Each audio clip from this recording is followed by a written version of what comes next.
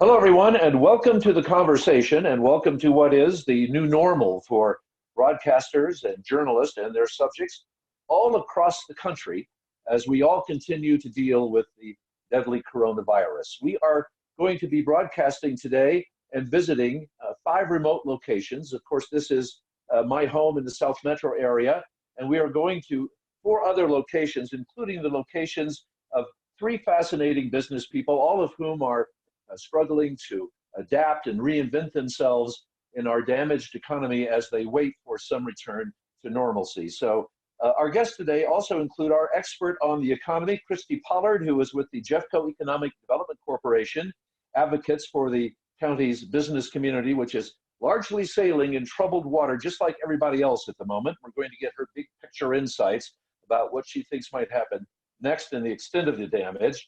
Also on the ground today, so to speak, working their way through this, Andrew Kors, the CEO of Steelhead Composites in Golden, is going to give us a little tour of his facility, a demonstration. Currently, he is manufacturing one of the most valuable substances on the planet. He's going to tell you how he converted to do that. Also joining Andrew, Austin Adamson, co-owner of the BALLNER Peak Distillery, which has switched its production to what is perhaps the second most valuable substance on the planet, something you can't even buy in stores right now if you've tried lately. And he's actually giving it away, which is very magnanimous and a wonderful lift for the community. We're going to tell you how to participate in that, if there's any left. I'm hoping there is. And last but not certainly least, Julie Echter, who is currently getting ready for a new season, albeit a difficult one, at one of the area's most beloved businesses, Echter's Garden Center, where tens of thousands of dollars worth of new plants and lawn and garden amendments await an anxious and isolated community. So welcome to all of you to the program this morning. We're going to begin with Andrew. Andrew, tell us what your business does, first of all, and then tell us about this process of switching your business from industrial grade oxygen to medical grade oxygen, which, as I said, at the moment is one of the most in-demand substances on the planet. Andrew Kors. Well, thank you. It's been a crazy shift and a crazy 4 weeks, something that we had never expected getting into. We manufacture lightweight composite high pressure vessels for storing gas such as hydrogen, nitrogen, helium, and industrial oxygen. When this pandemic started, we thought, okay, with some additional cleaning, we should be able to do our part in alleviating what could be a logistical problem for the most critical element right now, which is oxygen. So we've invested in a new cleaning cell, and starting this week, we have oxygen tanks coming off the line. That's amazing. And you know, Andrew, I've spoken to a lot of medical people who say that especially for the sickest patients dealing with this, they use oceans of oxygen. So I'm wondering, how does a business like yours pivot from your industrial customers to these medical customers who just so desperately need more oxygen? Well, we're working on that, and it's happening in real time. We could make very large, very lightweight tanks. Each of our large tanks should be able to support oxygen therapy for 100 people for 24 hours. So for pop-up facilities or correctional facilities that don't have liquid oxygen infrastructure, we believe we've got a product that we can get in the market very quickly and save lives. There's fascinating pictures of your production process for these specialized tanks. I know you say you have customers from outer space to the ocean floor, so you serve a lot of needs, and these are very specialized tanks. So are you bottling this medical grade oxygen in those tanks, or is it just one specific tank, or do different customers have different needs? How does that work? We're making the tanks, and we will fill the tanks at a industrial gas supplier or wherever there is a source of oxygen, and deliver it wherever there's a need. Our critical thing about our tanks is they weigh about 1/5 the weight of steel. And these are large and they're lightweight, easy to put on a trailer and fill them up and drop them off to places that do not have existing infrastructure for handling oxygen. And this will be incredibly critical in the developing world in particular, where they don't have a liquid oxygen infrastructure like we do in the U.S. I know you you had to convert with a $50,000 machine. Is this like, was this an add-on or is this a freestanding? Because I know nothing about your process. Is it just something that adds on to all of your other production equipment to make this happen? That's an interesting question, and it's an additional cleaning process. We have to clean our vessels anyhow for holding hydrogen or nitrogen, but for breathing air, it's critical to make sure that the vessels are FDA approved on the inside, so they're that clean. So we added in a piece of equipment that does that cleaning for us.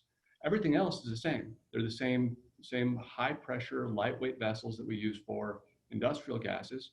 We're just adding a cleaning cell. We did that on our own so that we can have a part to play in this, alleviating this, what is turning out to be a humanitarian crisis. Yes, no question about it. Have you been able to hold, I mean, there's been so much discussion about businesses being able to hold on to their staff.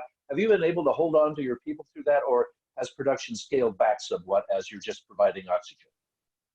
We're a small company. We have 23 people. 13 are able to work at home, and those 13 are working at home. We got 10 production people, and they've been in the office every day, and I think that they're happy to do it. They seem very motivated that we are doing something to be part of the solution. And we got a big facility for those 10 people, so there's plenty of social distancing. But I think that we all are getting a little stir crazy sometimes at home and have to get out and do something. Right. Well, it's been a remarkable pivot for you, and thank you for all you do for the community. And I'm anxious. So we'll talk to Christy Pollard in a minute. We're going to get a big picture view of how you and all of your colleagues are getting along in this crisis. You seem to be someone who's managed to put together another business. I want to move on for just a moment to Andrew. Joining Andrew, I should say, Austin Adamson. He is co-owner of the Balmer Peak Distillery, which has also switched its production from spirits to perhaps, as I said, the second most valuable substance on the planet, something that's impossible to get right now, and that's hand sanitizer.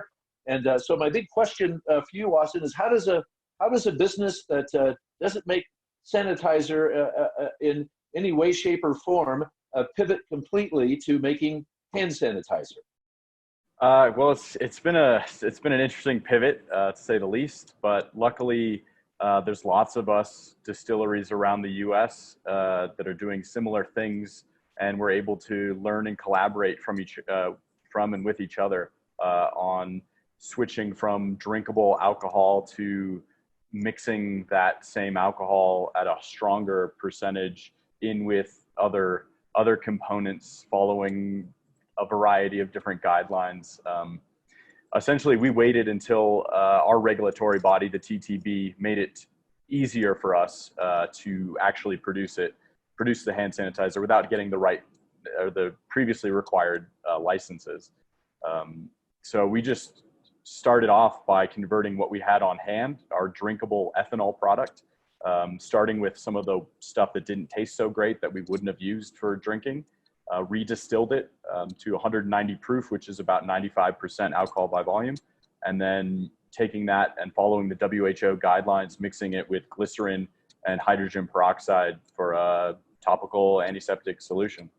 That's amazing. And does that all happen in that big tank behind you? I know whenever I visit your facility, I'm always fascinated by the chemistry that goes on in places like yours. So does it happen in a big tank like the one behind you? Yeah, so everything starts in this really big still. It's a pot still. So what we do with this one is we'll take a low percentage of alcohol from a fermentation, essentially a beer or a wine, and we'll boil it.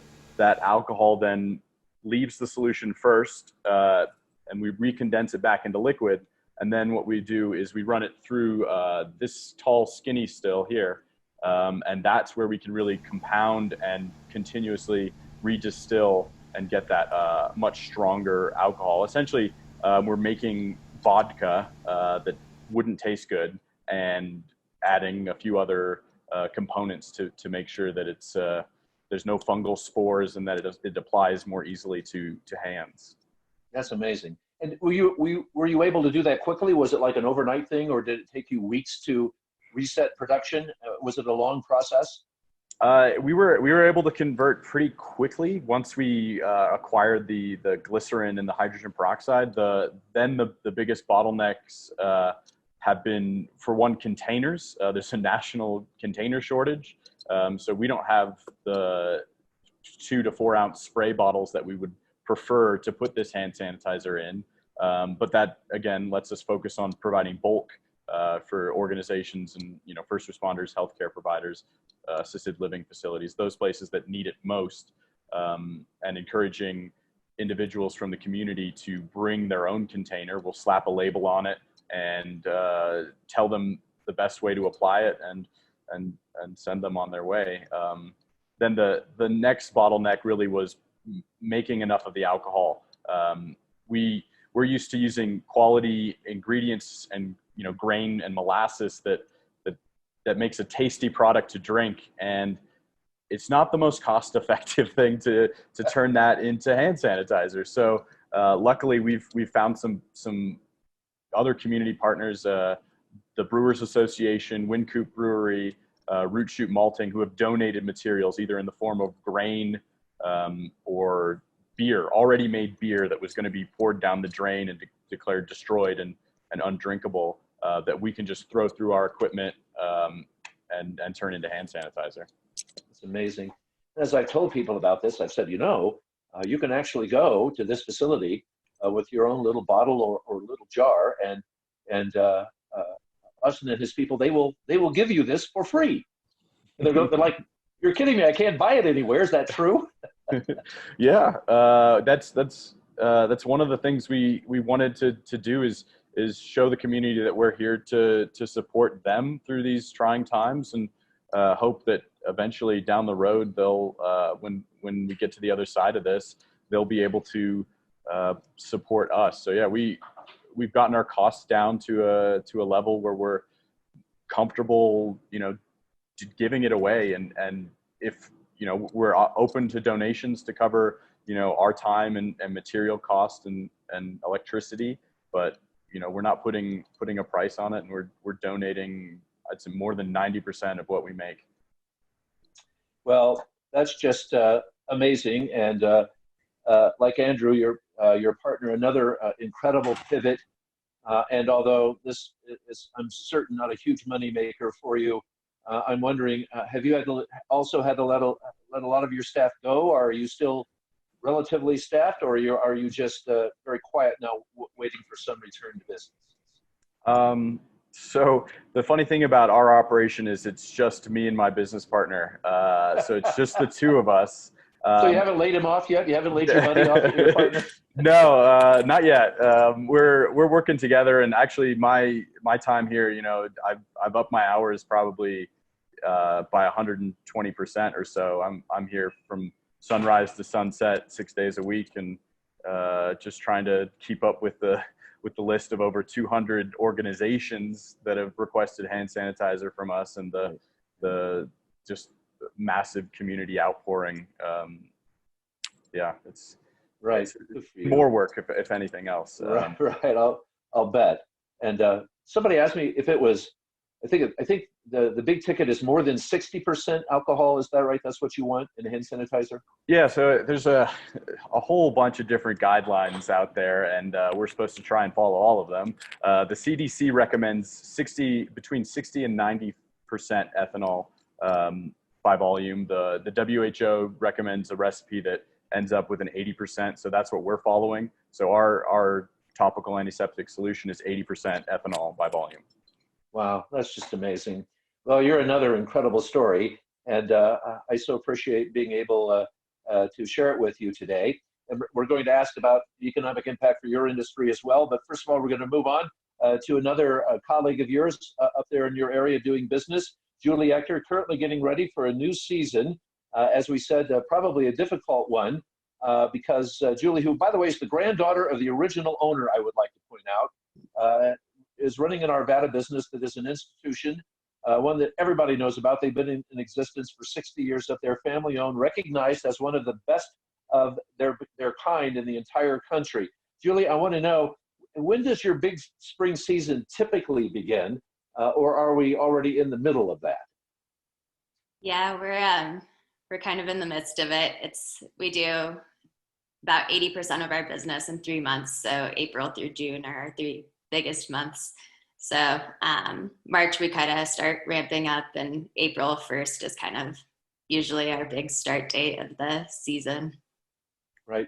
So here you are, waiting for some opportunity to get back in business. Although I should point out, you are doing some curbside. Am I right? Yes. So when this all started, we kind of knew that we were going to have to adjust. So we kind of started researching online platforms and rolled out a online store as fast as we could. We have so much product and it's always changing, so it's hard to get everything on there, but we've been working really hard to get as much as we can. So people can shop on the online store. We have a contactless pickup, so they order online or on the phone, and then they drive into the parking lot. We direct them to a parking spot, and an associate brings out their order and can load it into their trunk for them. Right. And as we were talking, you related to me that a lot of your help are, well, let's say older Americans, and by older Americans, I mean mostly me, but you have some very experienced help.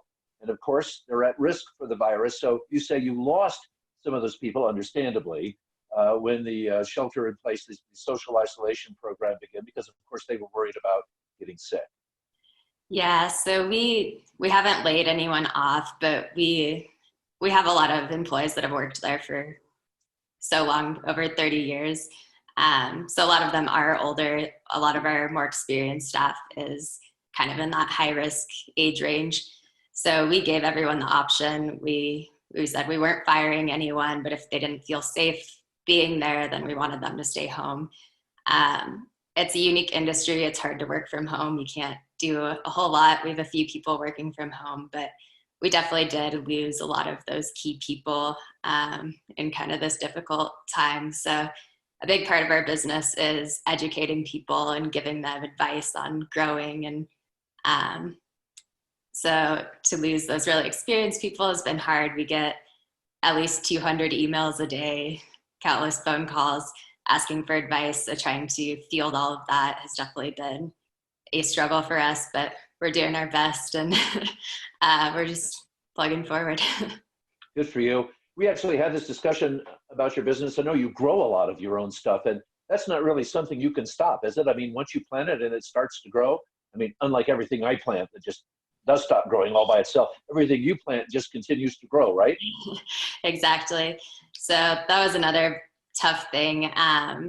We can't really stop production. So when they were talking about shutting down businesses, we were really worried about that. We can't leave all of these plants there. There has to be a crew to continue caring for them. We're in the middle of production, so even now they're planting stuff, new crops. So we have to have that side of our staff there. We couldn't really lose them. So thankfully, a good portion of them are still there. It was more the retail that we were struggling with people leaving, but we've actually hired on some more at this point. We're doing enough online sales that we were able to bring on some more people to help out with it. That's great. So does it, and a lot of your stuff arrives early. I mean, are you like ready to go, fully stocked, ready to open? You need and are ready for customers. Am I right? Yes. So we, like I said, we have such a short season. We have about 3 months. The whole rest of the year we spend preparing for that. We travel to trade shows. We start bringing in stuff about January. We bring in containers, pottery, all of our hard goods. We have a very, very full greenhouse of products. So we're excited to hopefully get to reopen at some point, but then it's kind of the struggle of running the online and the curbside and simultaneously having customers in the store and helping those customers in the store. So it's definitely going to be a balancing act for us as we move forward. Yes. Well, I know everyone is really anxious. Well, everyone's anxious for everyone to get back to normal, but I know a lot of people who have been sitting at home for the last 4 or 5 weeks are really anxious to get started, and it's finally getting warm enough to do that. All right, stand by, because listening carefully to all of this, as she listens to very carefully to all of you every day, is our financial expert today, Christy Pollard, who was with the Jefferson County Economic Development Corporation, and she has been paying very close attention to all of the people who have been so affected, all the business people so affected by this pandemic. And Christy, thank you for your patience this morning. Let's begin with the big picture here. How deep in economic misery would you guess Jefferson County is? So we are, so thank you for having me this morning. And I just have to say to our businesses that are online with us, they are proving the point that our nation was built on ingenuity, and Jefferson County, we are not the exception. We have some really amazing companies. So thank you to all of you for adapting. We are hearing from a lot of businesses every single day and trying to help them through these challenges. At the end of the first quarter, we were experiencing record low unemployment rates. Last year and the years before, we were in the single digits to 2.2%. At the end of March, we were at 4.4% unemployment. So we doubled our unemployment rate, and our models are showing that by the end of April, we are looking at right around 7.47% unemployment. So these are numbers that we have not seen in decades. They're even higher than what we saw during the 2001-2007 recession time. So we are truly in uncharted territory here. Right. And you know, I'm pleased to say that we've got some great local elected officials who are working with the state of Colorado and our national elected officials to get people back to work. And the great thing about Jefferson County and our mayor in Lakewood, Mayor Paul, and other mayors across Jefferson County, they're reaching out to the business community and saying, how can we get our employees back to business? What best practices have been put into place to keep employees safe during this time? And how can we deploy those best practices more broadly? So we are hopeful. None of these decisions are made in a vacuum, but we are extremely hopeful to get our economy moving again very quickly. Right. And on that point, Christy, there's a lot of discussion about this being either a V-shaped recovery, where as we open, things really begin to build very quickly, or a U-shaped recovery, a typical recession recovery curve where things build, in fact, rather slowly. How do you see it? Do you think that, obviously it's not going to be like turning on a light switch because we're just opening pieces gradually, but do you think that it will be a quicker recovery than everyone's guessing, or are you looking for a long, slow recovery? I think we're hopeful that it's that V-shaped recovery. Right. Because we've never experienced anything like this before, I think we're all doing the best we can to make projections. Again, I know that our elected officials are hoping to get things moving as quickly. We were in the midst of a very robust economy before COVID-19 happened. Record employment growth, record capital investment, working with companies left and right wanting to relocate to Colorado and expand in Colorado. So we're hopeful. Nothing has changed in Colorado except for COVID-19. And so we're hopeful that once we're able to get folks back to work, that we will be able to start working with our businesses again, helping them add those employees, helping them expand, helping new companies who want to locate here in Colorado. So we will see. Right. I will say that our three business people this morning, they have made incredible efforts to adapt and to somehow fit into this very damaged economy of ours. But there are a lot of figures out there that show, Christy, a lot of businesses are not coming back. I've seen numbers as high as 30 or 40% attrition for restaurants, for example, that's a business that not only is going to be slow to recovery, but it is also, a lot of the restaurateurs are going to be eliminated from the economy. Do you agree with those numbers? I think the challenge for a lot of our small businesses, and in Jefferson County, we are a county made up of small businesses.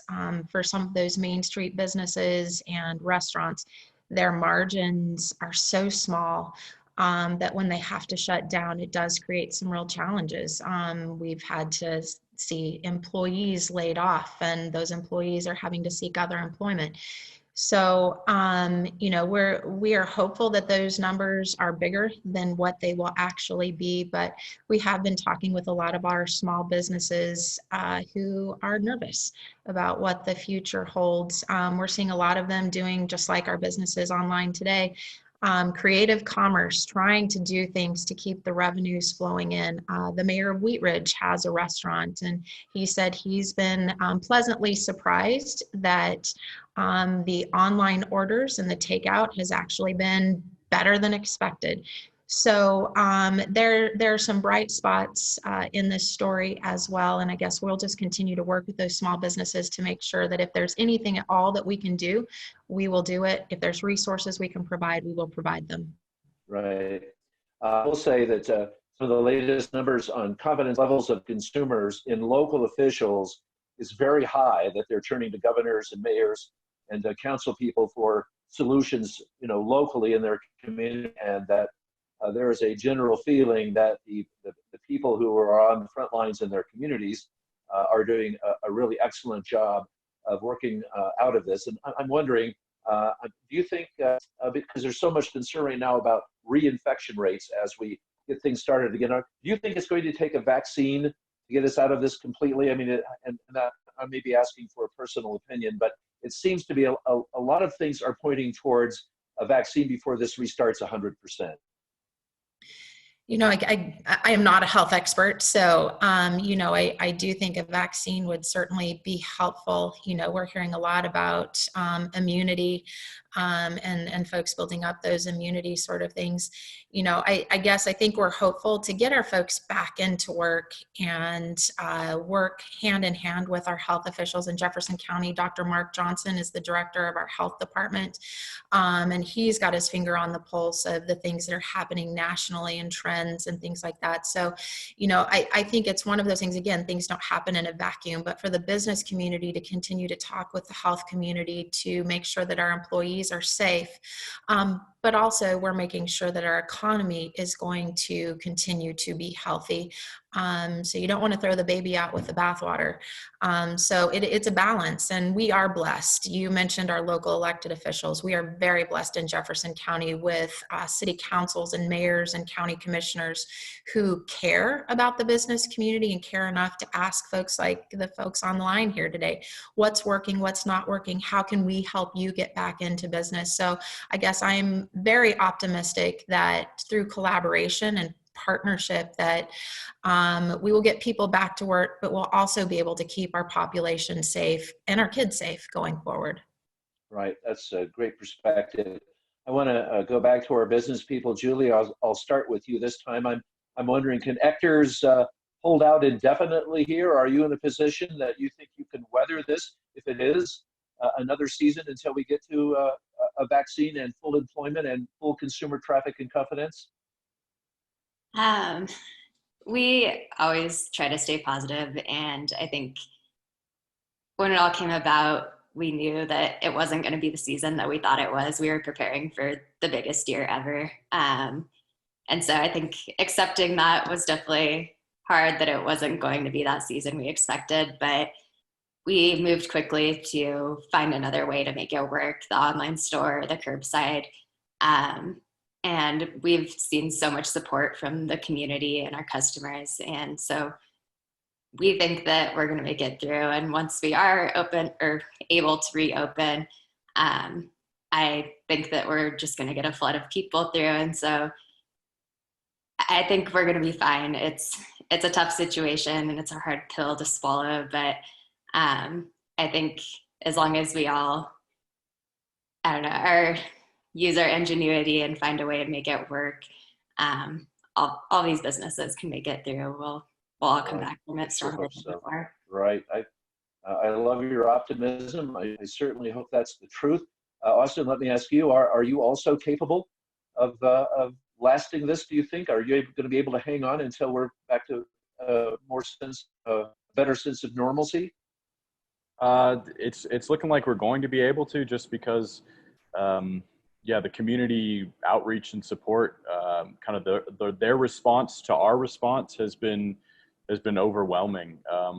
You know, that's one of the reasons I've been working so much, is that the demand for hand sanitizer is so high, and the community, when they come pick it up, they don't have to pay anything. We've given, like I said, 90% of the hand sanitizer away for free, but more people are willing to just buy a product that we sell, or make a donation to try and kind of thank us for our efforts. And with every week, we're pivoting to a new business model, it seems, with the recent legislative change, so we can do cocktails to go from our tasting room. That's one avenue we're now exploring, something we hadn't considered before, where we built an online store. We're doing curbside takeout, and yeah, we're partnering with other small businesses in the area to try and kind of build each other up in an effort to make it through together stronger on the other side. What a great business, hand sanitizer and cocktails. Who would have ever thought? Well, let's hope that goes together. And Andrew Coors, also same question for you. I mean, you've obviously found a niche. I'm guessing you're going to be able to hold out for a while until your business is back completely on its feet. I think we're going to do okay. We've had some of our customers have gone out of business, and that's tragic when that happens. But our primary markets are aerospace, space propulsion, and satellite propulsion, and those markets seem to be going just fine. We're still getting incoming inquiries, and on this oxygen side, we're starting to get some traction there. So I believe that we'll be able to get through this stronger than ever. Well, I certainly hope so. I hope the same for all of you. Andrew, Austin, Julie, and Andrew, excuse me. Let me get it again. Christy, Andrew, Austin, and Julie that's our group. And we hold high hopes for all of you. And we hope that all of your businesses are back soon, that all of us are back to our lives as normal soon, and that all of you manage to get through this in good shape. And we'll be checking on you. And also to our audience today, thank you for joining the conversation, and we will talk to you again soon.